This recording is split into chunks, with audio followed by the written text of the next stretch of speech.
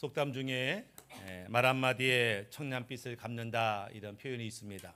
말이 얼마나 중요한지, 말만 잘해도 야, 저 사람 괜찮은 사람 같아, 말만 잘해도 저 양반 똑똑한 것 같아, 말만 잘해도 빚이 청산되고, 말만 잘해도 사업이 형통하는 복을 누리게 됩니다. 그러니까 말이 얼마나 중요한지, 그래서 말하는, 말 배우는 그런 학원도 있는 것들을 보게 되죠. 말이 참 중요한데, 근데 우리 주변에 말을 참 예쁘게 하고 사랑스럽게 말하고 참 힘이 되는 그런 말을 하는 사람도 있지만, 사실 더 많은 사람들이 가시 같은 말, 부정적인 말, 원망불평의 말을 얼마나 많이 하는지. 그래서 그런 사람과 대화하다 보면은 머리가 지끈지끈 아프고 빨리 그 자리를 떠나고 싶을 때가 참 많은 것들을 보게 되죠.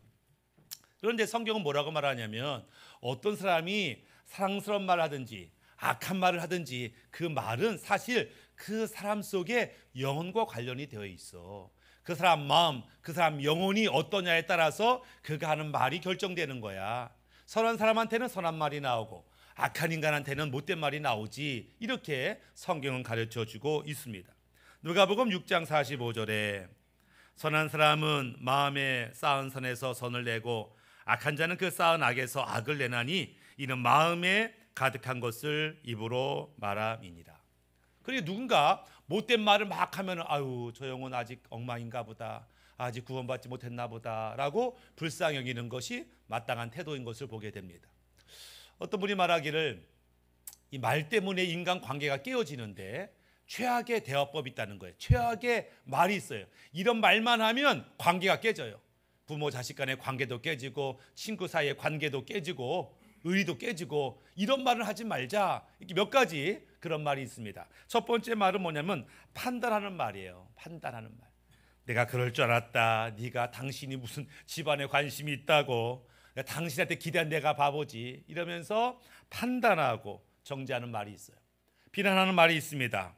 당신이 그러고도 엄마야, 당신이 그러고도 집사야, 뭐 당신은 구제불능이야 라고 판단하는 그런 말도 있습니다. 강요하는 말도 있죠. 좋은 말로 할 때 해라 얘기하면서, 맞고 할래 그냥 할래 그러면서 이제 분위기를 조장하면서 강요하는 말을 할 때가 있습니다. 비교하는 말을 할 때가 있죠. 너 어떻게 네 동생만도 못하냐, 거리에 깡패만도 못하다, 뭐 이러면서 비교하는 말을 할 때가 있습니다.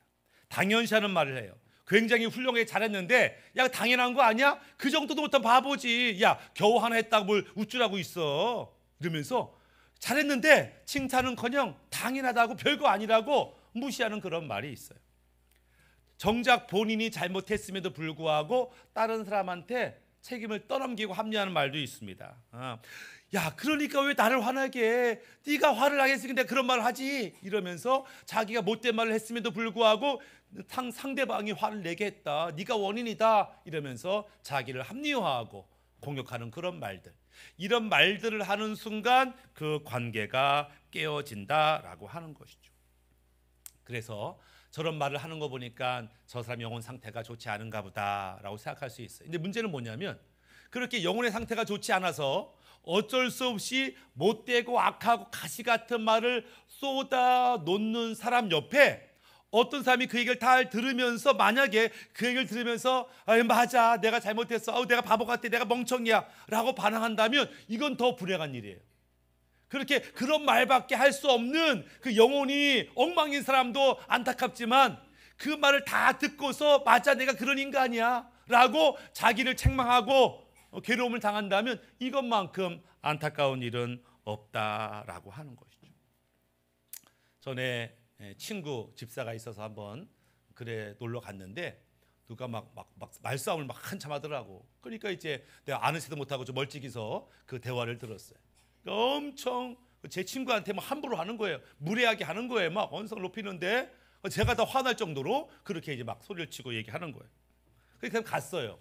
그 내가 그 친구한테 야, 저 사람 뭐야? 왜 이렇게 무례해? 그랬더니 저 친구 원래 저래. 이렇게 이제 말하는 거예요. 야, 너는 화도 안 나냐?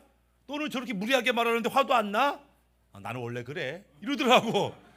야, 네 원래 그런 게 뭐야? 나는 누가 나한테 뭐라고 하든지 화 안 내기로 결심했어. 그래서 쟤는 원래 저런 애고 나는 그 말 듣고도 화 안 내. 이렇게 이제 반응을 하는 거예요.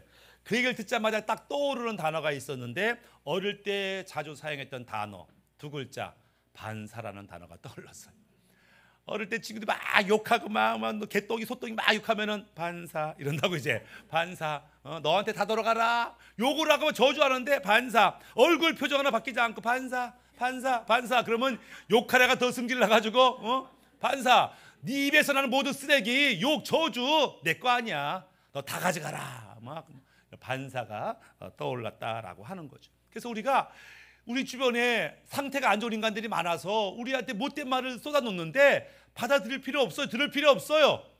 아니 막 들리면은 구구단을 외우든지 주기도문을 외우든지 가지고 들을 필요가 없어요. 그리고 하는 말 반사 다 내가 가져라 뭐 이렇게 해주시면 되는 거죠. 근데 왜 사람들이 아니 예쁜 말 사랑스러운 말도 많은데 왜 못된 말을 그렇게 잘할까? 어디 학원 다니는 것도 아니고 어떻게 후배 파는 말을 그렇게 골라서 하는지 그런 사람들이 있어요. 왜 그런지 모르는데 그 이유는 뭐냐면 이 사람 특징이 있어. 이런 사람들은 이 대화를 통해서 내가 원하는 목적을 이루겠다. 내가 이 대화를 통해서 문제를 해결하겠다. 내가 이 대화를 통해서 저 인간을 바꾸겠다라고 하는 생각을 가지고 있기 때문에 강하게 얘기하는 거예요. 내가 이 말 한마디로 문제를 해결하려고 하니 세게 말하는 겁니다. 쟤는 좀 이렇게 좀 심하게 말해야 제가 좀 움직여 이렇게 말해요. 제가 좀 강하게 말해야 듣지 아주 그냥 좋게 말하면 쟤 안 들어. 왜요? 내가 강한 말을 통해서 쟤를 바꾸겠다는 거예요. 강한 말을 통해서 쟤를 꼼짝 못하게 하겠다는 말이에요. 근데 그게 잘못됐다는 거예요.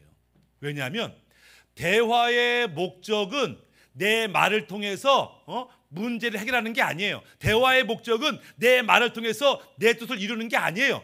대화의 첫 번째 목적은 뭐냐면 관계를 회복하고 관계를 개선하고 관계를 형성하는 게 대화의 목적이라는 것을 알 필요가 있어요. 그러니까 대화를 하면 할수록 관계가 좋아지는 거예요. 오랜만에 그 친구와 대화했더니 서로를 깊이 알게 되고 관계가 회복되고 서로 좋아지고 이게 대화의 목적이에요.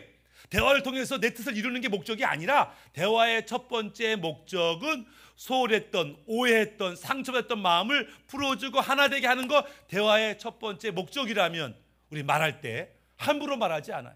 말할 때 가시 같은 말을 하지 않는다라고 하는 거죠. 그렇지만 모든 사람이 이 진리를 아는 게 아니기 때문에 악하고 가시 같은 말을 할 때가 있습니다. 그때 우리의 태도가 중요하죠. 그때 우리가 그 말에 상처받을 필요가 없어요. 근데 성경을 읽다 보니까 단순히 악하고 부정적인 말에 상처받지 마라 에서 끝나는 게 아니라 더 나아가서 그런 말을 들을 때 넌 기뻐하고 즐거워해 이렇게 말씀한다는 거예요. 야, 저 인간이 못된 말하지, 조롱하지, 저주하지, 상처받지 말어에 끝나는 게 아니에요. 그런 말을 들으면 기뻐하고 감사해 라고 성경은 이야기한다라고 하는 거예요. 마태복음 5장 11절에 나로 말미암아 너희를 욕하고 박해하고 거짓으로 너희를 거슬려 모든 악한 말을 할 때에는 너희에게 복이 있나니 기뻐하고 즐거워하라. 하늘에서 너희의 상이 금이라. 너희 전에 있던 선지자들도 이같이 받게 하였느니라. 누군가 나에 대해서 악하고 모진 말 할 때 기뻐하고 즐거워하라. 왜? 네가 지금 믿음대로 살고 말씀대로 살려고 하니까 그런 말을 듣는 거야. 네가 하나님 뜻대로 사니까 어둠의 세상 사람이 볼 때는 네가 행동이 이상해 보이는 거야. 그러나 네가 진리 안에서 천국 안에서 생명의 말씀을 나누면 그들이 볼 때는 이상해서 욕을 할지 몰라도 아니야. 네가 지금 믿음대로 잘 가고 있다는 거야. 네가 말씀대로 잘 살고 있다는 거야. 네가 성령의 인도를 받고 있다는 거야. 과거에 수많은 선지자도 그렇게 핍박을 받았어. 그러니까 상처받을 필요 없어. 낙심할 필요 없어. 아, 내가 말씀대로 믿음대로 살았으니까 이런 핍박이 있구나. 오히려 감사하라. 이렇게 말씀하고 있는 것을 보게 됩니다. 결국 우리가 어떤 말을 하냐는 것은 우리 영혼이 어떠냐가 중요한 거예요. 마음이 엉망이면 선한 말, 아름다운 말, 부드러운 말을 할 수가 없어요. 그러니까 우리가 말할 때 나는 지금 어떤 말을 하고 있지? 가시 같은 말, 아주 아프게 하는 말만 하고 있다면 어쩌면 내 영혼에 문제가 있구나라고 이해할 필요가 있고 자기 영혼을 점검하고 자기 영혼을 치유할 필요가 있다는 것을 이해할 필요가 있습니다. 성경은 뭘 끊임없이 강조하냐면 너희는 구별된 사람이야. 너희는 거룩한 사람이야. 너는 하늘에 속한 사람이야. 너는 하나님이 사랑해서 그분의 아들까지 준 그런 사람이야. 너는 하늘에 속했을 뿐만 아니라 믿음의 능력이 있는 사람이야 라고 우리가 아주 특별한 존재다, 거룩한 존재다 이렇게 말하는 것을 보게 됩니다. 평범한 사람이란 단어가 있어요. 미디어크리티라고 영어 단어가 있는데 이게 평범한 사람, 보통 사람, 미디어크리티예요. 근데 이 어원이 있습니다. 이 어원은 뭐냐면 어떤 사람이 산을 올라가는데 막 올라가다 갑자기 엄청 가파른 그런 절벽을 만나요.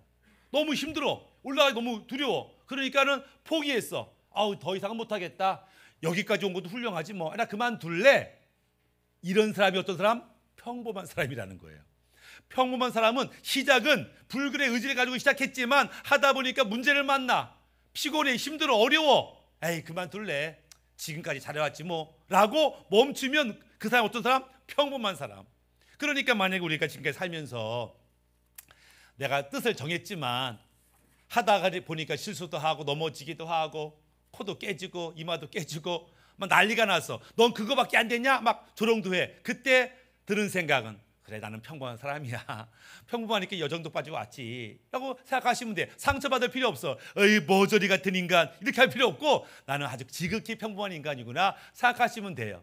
근데 문제는 뭐냐면 지극히 평범한 게 좋은데 우리 주님께서는 우리에게 너는 평범하지가 않아 이렇게 말하는 거예요.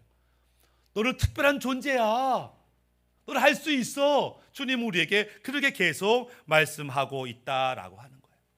너는 평범하지 않으니까 얼마든지 말씀대로 살 수 있어. 믿음대로 살아낼 수 있어. 성령 인도 받을 수 있어. 이 땅에서 아무리 주변이 엉망이어도 너는 거룩하게 살 수 있는 거야. 빛으로 살 수 있는 거야 라고 끊임없이 주님께서 우리를 격려하고 위로하고 힘을 주시더라라고 하는 거죠. 우리가 예수님을 선택했다라고 하는 것은 세상의 유혹, 세상의 명예를 포기했다는 의미와도 같아요. 주님을 선택해서 모든 세상의 것들을 하찮게 여기는 마음, 그 믿음, 하나님이 그것을 기뻐하신다라고 하는 거죠. 1936년에 영국의 왕이 있었는데 그 왕의 이름이 에드워드 8세입니다. 근데 결혼을 안 했는데 어느 날 마음에 든 여성을 만났어요. 몇 번 만나고 사랑에 빠졌어요. 이 여자와 결혼하고 싶었어요. 근데 알고 봤더니 이 여자가 이혼했어. 과거에 이혼녀야. 미국 여자인데 그러니까는 이게 뉴스가 난 거예요. 우리 왕 에드워드 8세가 지금 미국 여자 그것도 이혼한 여자하고 결혼하려고 한다. 이게 말이 되냐? 우리 영국에 예쁜 아가씨가 없냐? 처녀가 없냐? 왜 그것도 미국 이혼녀라고 결혼하냐? 막 반대가 심했어요. 그러니까는 이게 국왕이 그 여인과 결혼하지 이제 못하게 되는 상황이 된 거죠. 그러다가 고민하다가 이 국왕이 뭐라고 말하냐면 그 여자 이름이 윌리스 심슨인데 윌리스 심슨과 함께하지 않냐는 인생은 아무 의미가 없어요 이러면서 국왕의 자리를 내놓겠다 이렇게 된 거예요.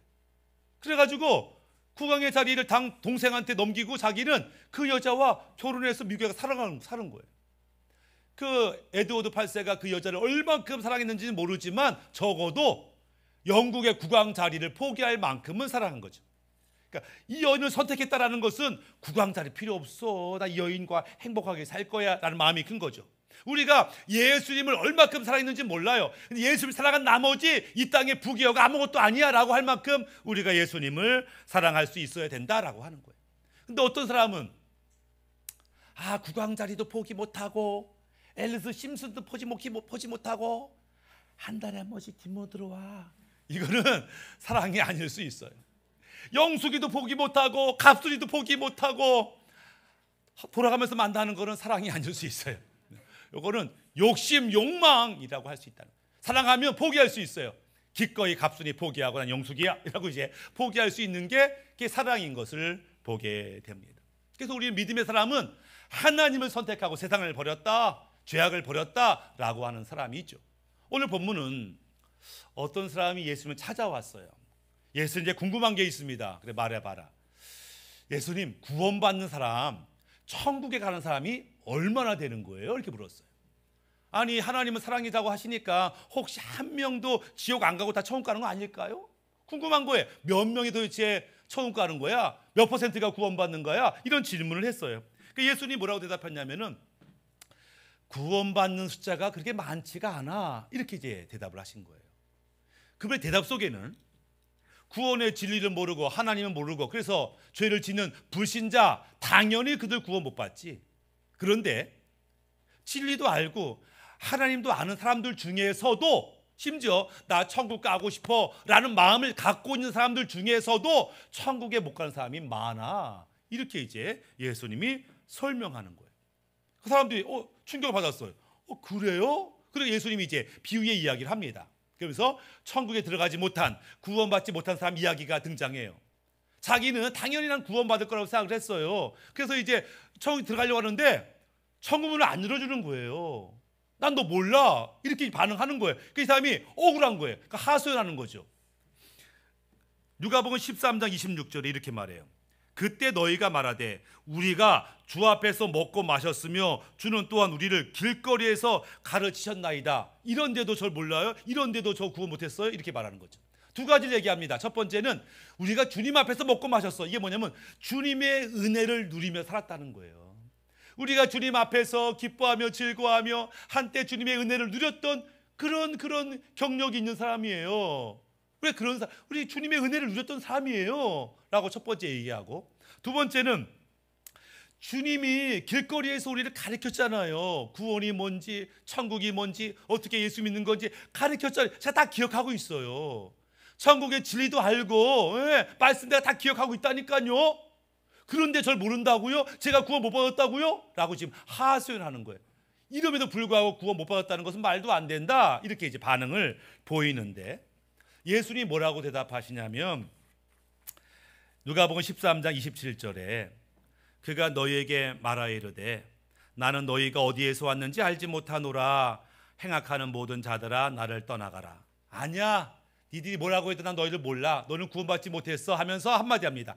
행악하는 자들아. 행악하는 자. 즉 이들이 구원받지 못한 이유는 니들이 한때 과거의 은혜를 그렇게 받았음에도 불구하고 하나님의 말씀을 듣고 알았음에도 불구하고 여전히 악을 행한다면 너희는 구원받은 게 아니야 라고 말씀하는 거예요. 즉 그들은 하나님을 만났고 알았고 은혜도 받았지만 회개하지 않은 거예요.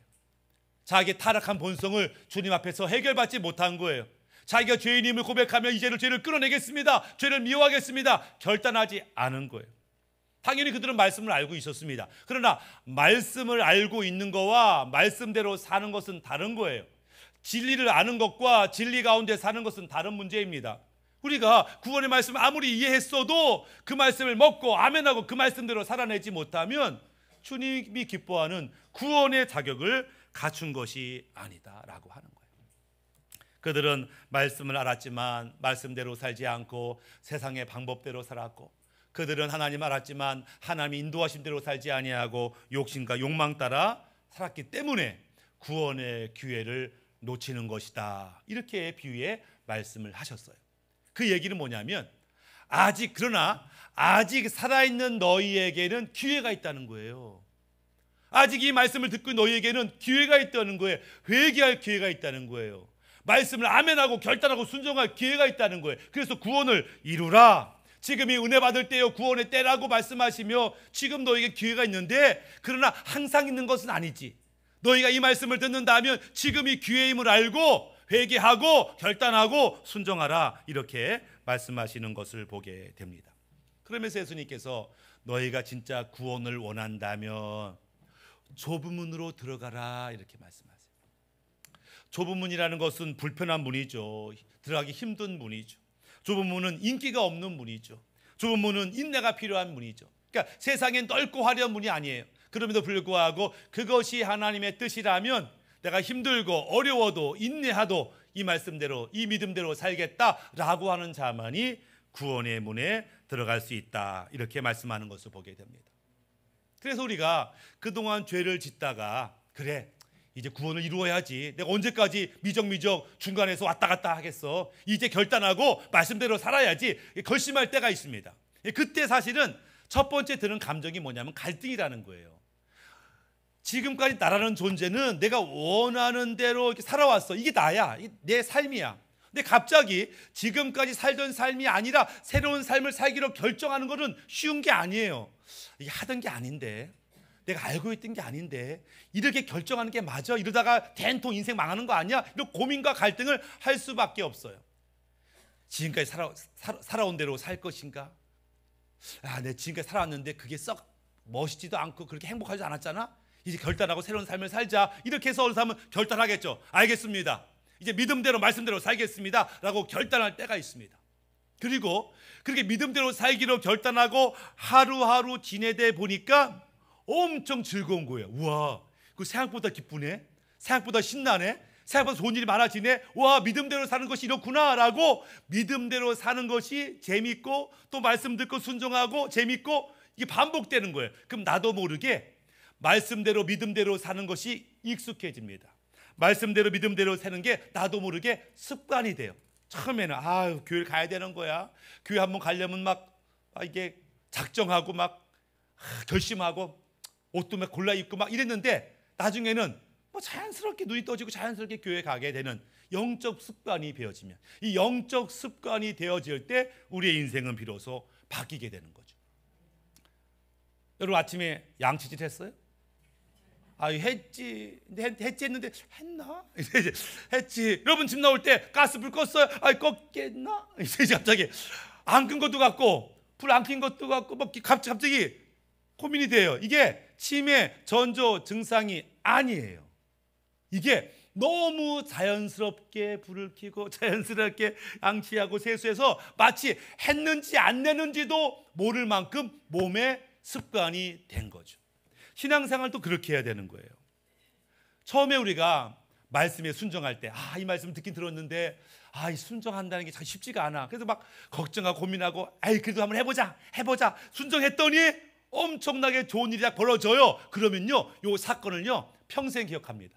내가 처음 교회 나갈 때요, 내가 처음 말씀 순종할 때 그때가 4월 27일이었는데요 비가 오고 있었어요. 그때 영수이가 집으로 오고 있었는데 이러면서 그때가 아주 선명하게 기억이 돼요. 왜냐하면 이전과는 살아왔던 삶과는 너무나 다른 색깔의 삶이기 때문에 이게 띄는 거예요. 그때. 그래서 오랜만에 순종하는 사람들은 그 기억이 선명합니다. 내가 그때 막 10년 전에 5년 전에 이런 사람들은 순종이 오랜만에 하시는 분들은 다 선명하게 기억돼. 근데 매일같이 순종하는 사람들은 너무너무 자연스러운 나머지 했나? 이런 거죠. 늘 전도하는 사람은 내가 저번 전도했었나? 기억이 안 되지만 어쩌다가 한번 전도한 사람은 기억합니다. 그때 파란 장바를 입고 있었잖아요. 구두를 신고 있었잖아요. 막 선명히 이게 익숙하지 않은 특별한 사건이기 때문에 그렇다. 새벽 예배를 드리는 도 마찬가지죠. 이제 나도 한번 새벽 예배 드려볼까? 한번 가볼까? 가지고 막 알람도 맞추고 옷도 준비하고 근데 막 걱정돼가지고 1시에 깼다가 3시에 깼다가 막 그래가지고 한번 새벽 예배 가요. 와, 나도 새벽 예배 드렸다. 그럼 은근슬쩍 자랑하죠. 새벽 예배 드리니까 공기가 달라 막 자랑합니다. 너 새벽 예배 드렸니? 기도 없이 어떻게 사니? 이러면서 막 이제 은근히 자랑을 하죠. 요 기억은 오래 갑니다. 1년이 지나도 그때 내가 3월 22일인가 그때 새벽 예배 드렸었지 기억이 선명하죠. 근데 매일 새벽 예배 드린 사람은 이게 자연스럽게 드린 나머지 3월 17일 드렸나 기억은 안 나지만 드렸겠지 뭐 나는 뭐 이게 기억이 흐리무리한 것은 너무나 자연스럽게 이루어지기 때문에 전도도 마찬가지죠. 전도해야지. 나도 기독교인데 전도해야지. 엘리베이터 탔는데 애가 탔어요. 중학생이 탔어요. 전도할까? 침이 바짝바짝 마르고 다리가 떨리고 전도할까? 욕을 하면 어떨까? 걱정도 되고 할까 말까 실패했나? 할 거를 그러다가 또 탔어. 또 여자애가 탔어. 전도할까 말까 하다가 전도를 했네. 그때 얘가 네 고마워요. 다음 주에 교회 갈 거예요. 이러면 요 기억이요 평생 갑니다. 안 하다가 한 번 했기 때문에. 그런데 늘 전도하는 사람은 이게 자연스러워요. 내가 전도했었는지 안 하는지 기억이 못할 만큼 자연스럽게 될 때 우리의 인생이 바뀌는 거예요. 그래서 우리가 물론 어쩌다 한번 처음으로 하는 거 굉장히 중요하죠. 그러나 거기에서 끝나면 안 되고 이게 기도가 자연스럽게 전도가 자연스럽게 순종이 자연스럽게 될 때 비로소 우리는 전혀 새로운 인생을 살게 되더라. 그럴 때 비로소 믿는 자들은 달라. 어떻게 저렇게 살 수가 있어? 라고 깜짝 놀라게 됩니다. 내가 아는 그 우리 부장님도 장로라는데 뭐 보나마 똑같던데 뭐 이런 사람도 있는가 하면 야, 그분은 참 대단해. 어떻게 사람이 그렇게 살 수가 있는지 몰라라고 놀라는 사람이 있어요. 지난주에 책을 읽었는데 이 벨기에 출신의 신부님인데 데미안이라는 신부님인데 이분이 1840년도에 선교사가 됐어요. 그래가지고 하와이 옆에 있는 몰로카이 섬에 선교사로 갔습니다. 이 벨기에 사람인데, 근데 그 몰로카이는 우리나라 이 소록도와처럼 나환자촌이에요. 이 문둥병자들이 가득한 섬인 거죠. 그 전도하러 갔어요. 갔는데 사람들이 예수를 안 믿는 거예요. 아무리 전도해도 듣질 않아요. 여러분 고통 당하셨죠? 예수 믿으면 다 치유됩니다, 회복됩니다. 귀뚱으로도 안 들어요. 그래서 뭐라 그래요? 당신이 우리의 아픔을 알아? 고통을 알아? 아무것도 모르면서 뭐 예수 믿으면 다 난다고 그러는 거야. 막 말을 안 듣는 거죠. 그러니까 아무리 오래 전도해도 이게 뭐 교회가 세워지지 않는 거예요. 그래가지고 이제 고민이 되는데 나는 선교사의 자질이 없나 보다 막 고민하고 있는데 말씀을 하나 읽었습니다. 요한복음 15장 13절이었는데 사람이 친구를 위하여 자기 목숨을 버리면 이보다 더 큰 사랑이 없나니, 이 말씀이 딱 와 닿은 거예요. 야, 한 영혼을 구하려면 목숨을 버리고 해야 되는데 내가 이들을 사랑한다 하면서도 내가 이들을 위해서 뭘 했냐, 그러면서 뭐라고 기도하냐면 하나님, 내가 이들을 구하러 왔는데 전도가 안 돼요. 이들은 내가 자기 마음을 모른대요. 어떻게 하면 좋습니까? 주님, 차라리 저를 나병 환자로 만들어주세요. 문둥병자 만들어주세요. 그런 기도를 하는 거예요. 그리고 정말 얼마 지나지 않아서 사람이 나병에 걸립니다. 문둥병이 된 거예요. 갑자기 막 짓무르고 난리가 난 거예요. 그러니 그 사람이 뛰어갔어. 어디로? 마을로 뛰어갔어. 여러분, 저도 나병 환자예요. 저도 문둥병 걸렸어요. 막 갑자기 저 양반 미쳤나? 그런데 내가 나병이어도 나는 기뻐요. 왜? 예수님 때문에. 나병 환자가 됐지만 내 안에 감사가 있어요. 여러분도 마찬가지예요. 예수 믿으면, 구원받으면 인생이 달라져요. 그렇게 전도하니까 야, 진짠가 보다. 병이 들었을 때나 병이 안 들었을 때나 저런 기쁨을 누린다고 한다면 나도 저 기쁨을 한번 누려봐야지. 그러면서 사람들이 교회로 모이면서 그 땅에 많은 교회가 세워졌다라는 이야기를 듣습니다. 미쳐서 그런 게 아니에요. 주님 말씀대로, 믿음대로, 성령대로 사는 것이 너무나 기쁜 나머지 그게 나도 모르게 내 영적 습관이 된 것들을 보게 됩니다. 그런 축복이 우리 가운데 있었으면 좋겠습니다. 자연스럽게 기도하고 전도하고, 자연스럽게 순종하고, 자연스럽게 예배하고 찬양하고, 이것이 우리의 삶의 모습이 되기를 주님의 이름으로 축복합니다. 아멘. 말씀을 마무리하면 우리의 언어는 우리의 영혼을 반영합니다. 그렇다면 나는 어떤 언어를 사용하고 있는가를 보셔서 내 영혼의 상태가 어떤지를 점검해 보셔야 합니다. 이건 단순히 언어 기술, 대화 기술의 문제가 아니에요. 우리 영혼이 변화되지 않으면 생명, 살리는 말, 사랑스러운 말, 그런 믿음의 말을 할 수가 없다라고 하는 것이죠. 그래서 내가 정말 구원받은 자가 맞다면 하나님이 기뻐하는 언어를 하겠지. 단순히 구원의 말씀을 아는 것에서 멈추지 않고 그 말씀대로 살아내는 거죠. 오늘 말씀에 은혜 받은 것으로 멈추지 아니하고 이 말씀에 순종하는 거죠. 그래서 이 말씀대로 사는 것이 너무너무 자연스러운 나머지 누가 봐도 저 사람은 구원받은 사람이고 저 사람은 거룩한 사람이고 하나님의 사람임을 인정받으시는 우리 모두가 되기를 예수님의 이름으로 축복합니다. 아멘. 우리 함께